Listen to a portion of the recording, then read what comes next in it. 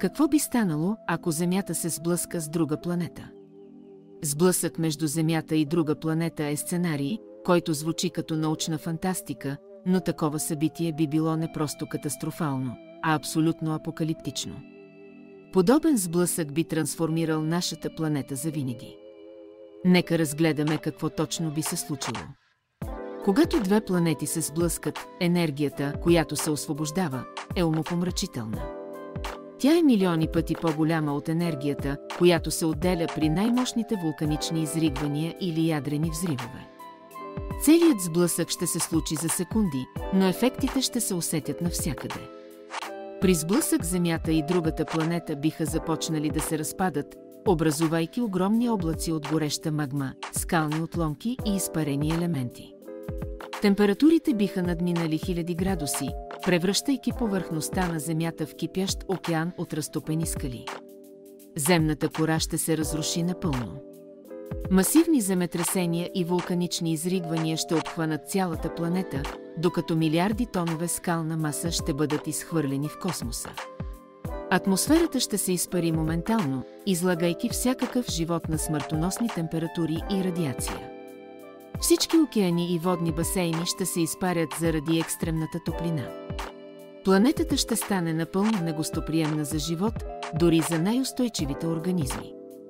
След първоначалния сблъсък, материалите от двете планети биха започнали да се смесват. Гравитацията ще създаде нов обект, който може да се превърне в по-голяма планета или в система от по-малки обекти, като астероиден пояс. Това е процес, който вероятно се е случвал в ранната история на Слънчевата система.